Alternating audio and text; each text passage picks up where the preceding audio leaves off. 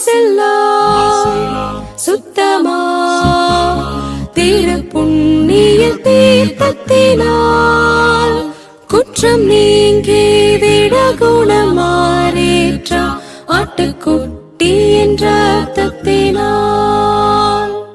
மாசில்லா சுத்தமா திரு புண்ணிய தீர்த்தத்தினால் குற்றம் நீங்கி விட குணமாறீற்றா ஆட்டுக்குட்டியின் ரத்தத்தினால். Good morning, blessed people of God. I welcome one and all as a church to worship our God, our Father, who art in heaven. This is a beautiful morning, and I wish you all the best in your life, and I pray that God may be with you as you hear the word of God. Please turn with me to the book of Luke, chapter 23, verse 34. Then Jesus said, Father, forgive them, for they do not know what they do. This is the very first word uttered on the cross of Jesus Christ. Can you imagine this word, how powerful it is? A Christian is a person forgiven by God. Christianity is a religion of teaching forgiveness. People, whether they believe in God or do not, all of them have consciousness, have a moral responsibility. The very basic religion of mankind is asking forgiveness and giving forgiveness. So forgiveness can be called a kind of a religion. We have been practicing from our house. We teach our children to ask pardon, to get forgiveness. This is an instinct in our heart. When we make disobedience, make something wrong against our own conscience, we expect that asking a deemed forgiveness from our heart. How long ago you have been forgiven? Have you ever forgiven recently? Do you think there is a power behind in the forgiveness? Every man around the world need forgiveness, because there is no man righteous. That's what the Bible says, Romans chapter 3, verse 10. And everyone, we fall short of glory of God. Romans chapter 3, verse 23. There is none righteous, there is none without sin. Therefore, we need to ask God's forgiveness in our life. Look at this cross, and the very place where the cross was erected, called Golgotha, which means a place of skulls, because the Romans used to crucify people on that small hill. I have studied in my life many religions and also their founders. And no religion and no founder ever said, Father, forgive them, for they do not know what they do. This is what Jesus said. That's the reason we call him the Son of God. Because he has the quality of forgiveness. That is what all about Christianity. Jesus died in order to forgive us. The true meaning of forgiveness is acquitted or set free or cancelled. These are the meanings. So when we do something wrong, commit some crime or sin, it needs to be cancelled. Therefore, the meaning of the word forgiveness, simply cancel it. Need to be free, or you need to be redeemed from the very status of that guilt that is in your heart. So forgiveness demands before God and man, please forgive me. If you take poison and think the other man who hurt you need to be forgiven, you are killing yourself. The man who hurt need to hear from you that I forgive him. Then you will alive, and if he change his heart, he may also live or die. What I mean, asking forgiveness, it is something you are helping your people or your opponent, the man who hurt you, troubled you, put you into shame, to repent, as well you heal yourself. Therefore, if you do not ask forgiveness, as if you are drunk poison, expecting other men to repent, you will die. The sooner you ask forgiveness, sooner you will live. Sooner you will be happy. Sooner you will be restored. When you check book of John, chapter 19, verse 23 and 24, the soldiers beneath the cross, they took Jesus' garment. They are gambling on it. Matthew chapter 27, verse 44. Either side of Jesus Christ's cross, there were two criminals also being crucified. And almost both of them, in the beginning, they were cursing Jesus Christ. In Matthew chapter 27, verse 41 to 43, the leaders of the Jewish community, the priests of the temple, and almost all the officers, they were mocking at Jesus Christ. They were mocking to the level, asking Christ, you have been able to save others, now you save yourself. It is an injury to the insult. Matthew chapter 27, verse 39, the entire crowd around the cross, they were blaspheming him. They are blaspheming in the name of God. When Christ hung on the cross, on his head there is a crown of thorns. Both of his hands were nailed on the wood. Both of his feet were also nailed. And the side of his body being pierced by the spear. And the blood is bleeding and Christ is dying with that kind of agony situation. How can Jesus can pronounce such a powerful word, Father, forgive them, for they do not know what they do. I see a similar thing in the book of Jonah in the Old Testament, chapter 4, verse 11. God was pitied on the people of Nineveh. And he says, they are a great city, over 120,000 people. They cannot even discern right and wrong, right hand and left hand. Such a ignorance people. God was so pity on them. The same thing, the same character that you can see on the cross of Jesus Christ, he said, Father, forgive them, for they do not know what they are doing.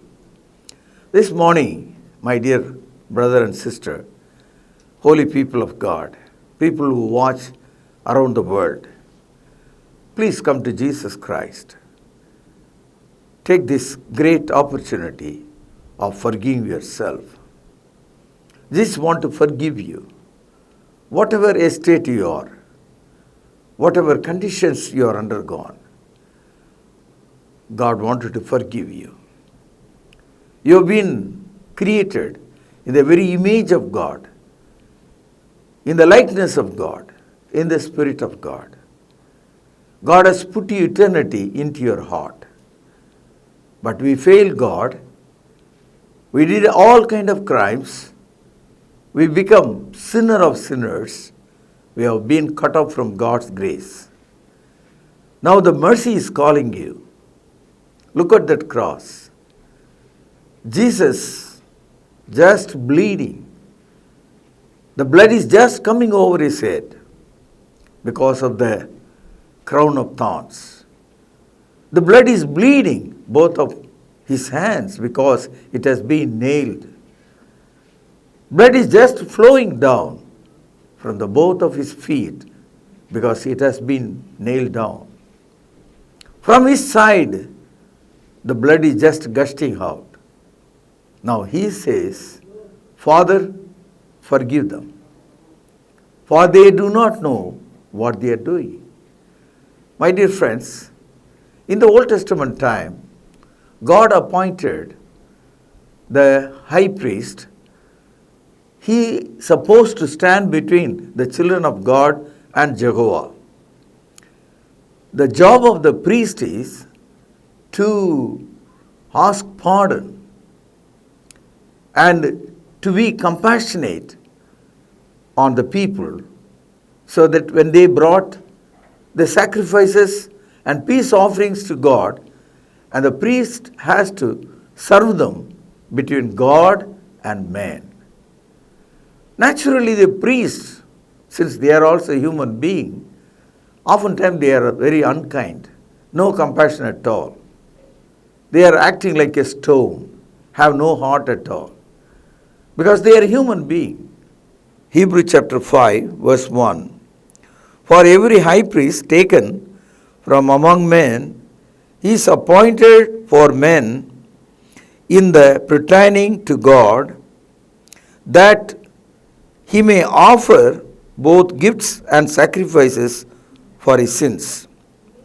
He can have compassion on those who are ignorant and going astray, since he himself also subjected to weakness. So the Old Testament priests are compassionate to others. However, they themselves also a victim of sin. Therefore, they need to give their own sacrifices unto the Lord. They are also human beings. There is no perfect high priest that we can earmark in the Old Testament. Everyone is weak because they are also from the earthly body. When you look at Jesus Christ being a high priest on the altar of the cross, he is offering you a peace offering by saying, Father, forgive them, for they do not know what they are doing. Consider the entire cross is the altar. Think that Christ's body itself the sacrifice. Now Christ is offering himself to you as a compassionate sacrifice, a peace sacrifice acceptable to God. Please turn with me to book of Hebrews, chapter 10, verse 10. By that will we have been sanctified through the offering of the body of Jesus Christ once for all. Here we see when Christ offered himself on the cross, there is no more sacrifices required. The Old Testament time, the children of Israel, they have to renew the sacrifices year after year. But Christ died once for all time. Now let's go to Hebrews chapter 10, verse 12. But this man, after he had offered one sacrifice for the sins forever, sat down at the right hand of God. Again, the sacrifice need not to be changed. Once for all, his body become the true sacrifice, and Christ victoriously sat on the right hand of God. Now, let's go to book of Hebrews chapter 10, verse 14. For by one offering he was perfected forever those who are being sanctified. Now, this one offering or the sacrifice on the cross makes everyone perfect There is nothing to be altered. You become a perfect one. Now, we have seen some three things.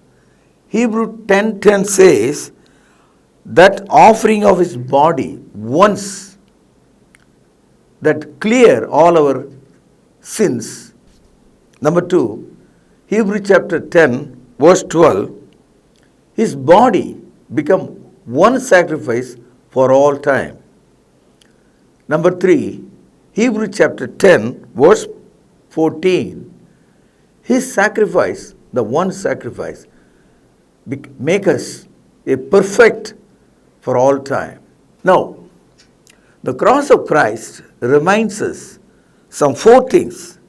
Number 1, Jesus is acting like a true compassionate priest.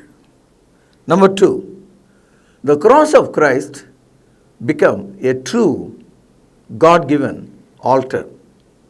Number 3, the cross of Christ become all time but once for all offered sacrifice.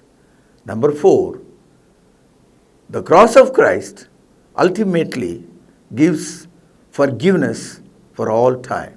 Now, let's go to book of Hebrew, chapter 7, verse 25.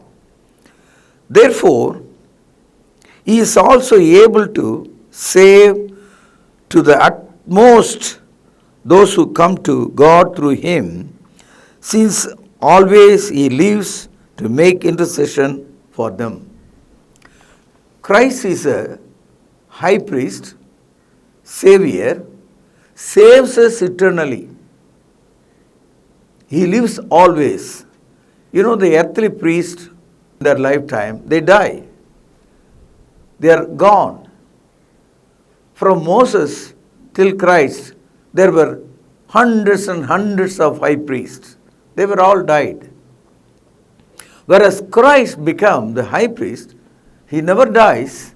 He intercedes before God for you and me. I wanted to leave this line into your heart, cool into your soul. Father, forgive them, for they do not know what they have done.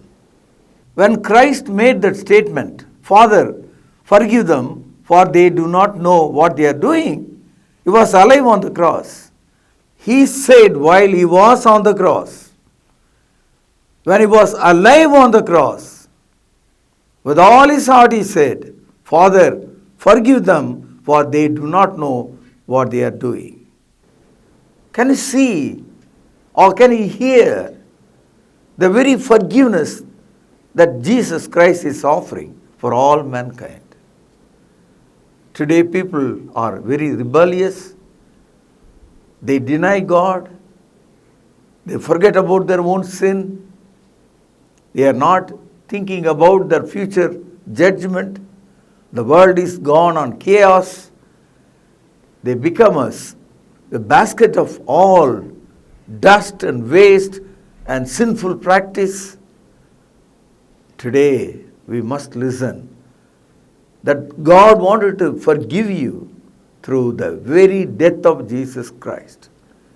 The very first word, of course Jesus did some 7 words spoken on the cross. The very first word he began to say that he said, Father, forgive them, for they do not know what they do. Please turn with me to book of Isaiah chapter 53, verse 11. He shall see the labor of his soul and be satisfied. By his knowledge, my righteous servant shall justify many, for he shall bear their iniquities. Can you understand this scripture? This is what Jesus said. Father, forgive them. You see, the righteous Son of God, he bore our sin. And he pleased God by dying on the cross. Let me read again. Isaiah 53 verse 11. He shall see the labor of his soul and be satisfied. God the Father, see his Son being crucified and dying on the cross. By his knowledge, my righteous servant shall justify many, for he shall bear their iniquities. When Jesus said, forgive them, he cancelled our guilt, our iniquity, our sin, our condemnation. He said, Father, forgive them. He justified us. Now, let us read verse 12, Isaiah chapter 53. Therefore, I will divide him a portion with the great, and he shall divide the spoil with the strong, because he poured out his soul unto death, and he was numbered with the transgressors.